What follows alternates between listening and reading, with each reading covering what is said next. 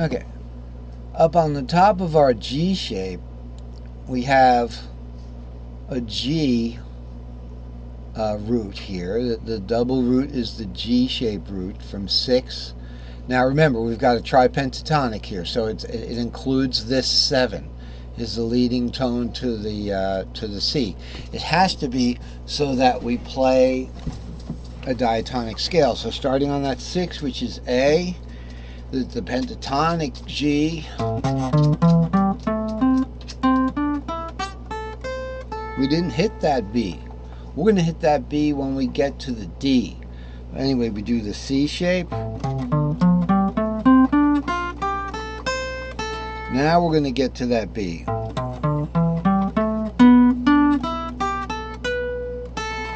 And then just come on down.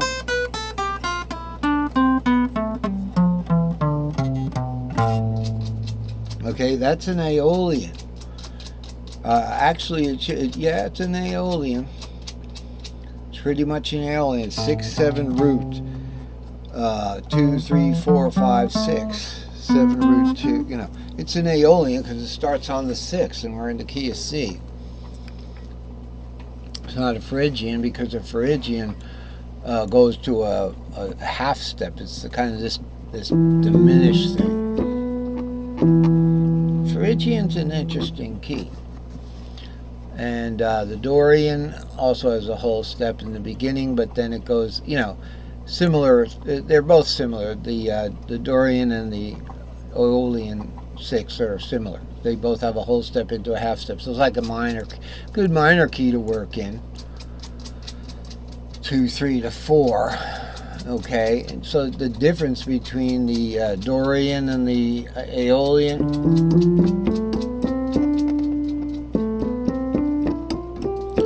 or if I play the Dorian as the Dorian C, but if I want to play a D as the Aeolian, it has to be an F. That's the difference. Slightly different. It has to do with up top, you know, the 7th and the 8th, the root and all. Get into another key. So D minor is the Aeolian of F.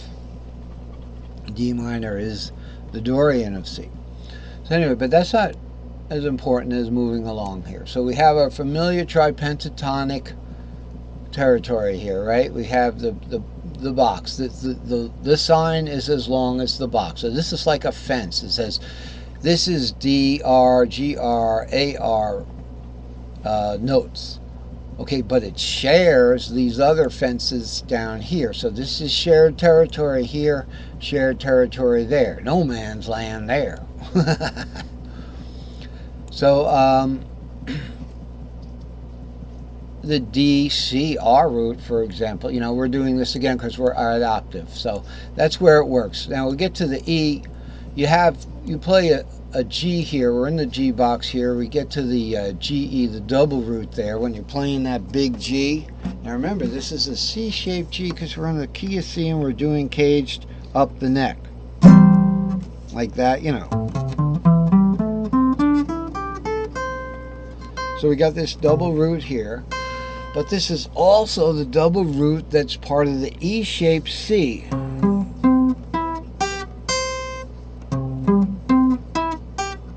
Here's an E-shaped C.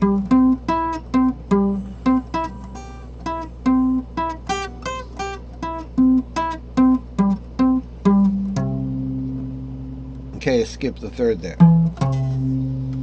So if you wanted to do the whole thing, you know, the cage, the E cage bound arpeggio, or E pentatonic scale bound, or C, the cage pentatonic scale bound E-shaped C arpeggio.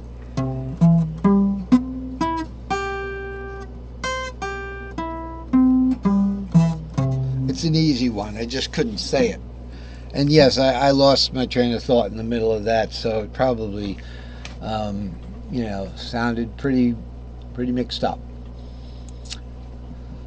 So moving right along, get into octave there. Let's get to D. We're going to do these today.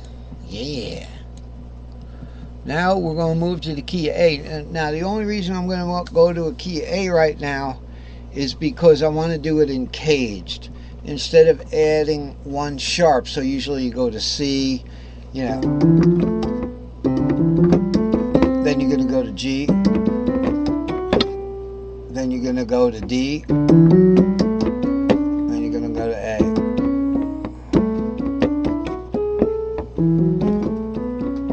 Then to E.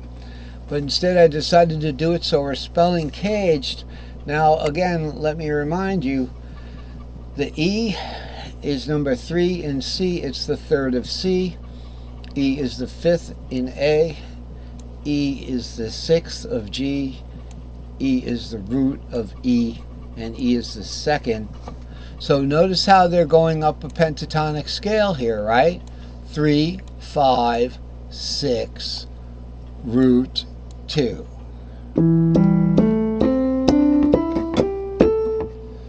Three, 5, 6, root 2. That's a pentatonic scale. It just starts on the 3rd. Okay, so let's look at the key of A. Okay, key of A. Now, here's the trick.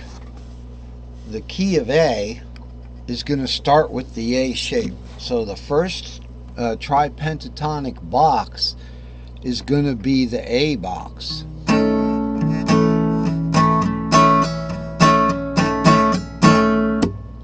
Alright? These notes can't be played if this is the hard fret nut. But I included them and it worked out that the box, its territory starts there on these 3 sharps. So if the capo wasn't there, because I have a down C tuned guitar, I can look at now at the key, the real deal key of A.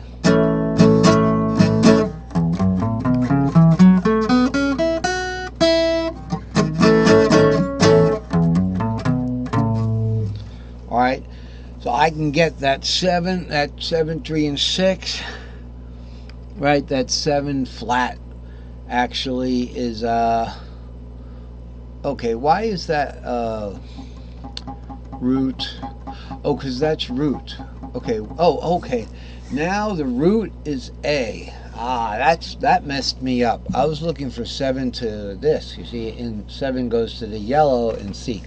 Now 7 goes to the blue because blue, A is the root. So we go root 2, 3, and this is the same note that it was. It's just the 3rd of A, and the 3rd of A is C sharp. Here's the yellow, which is C. I should have shown you a picture of the little piano. That would have helped, but I didn't have room for it. We'll get to that. I always put the little piano there. I'm not sure how much it helps. So basically a little review would be, these are the standard colors. So the green is E, white is F, G is red, A is light blue, B is dark blue or navy blue, and C is yellow, and 2 here is white, but on my newer designs it's light purple. Okay, this is an old, I got this from an older design, but I revamped it for this class. So now we're going to do the same thing in A. We start with an A root here on the A string. Nothing wrong with that, but it came from that C. If we look up an octave to that, where that E as the 5th of A is, okay, E's the 5th of A.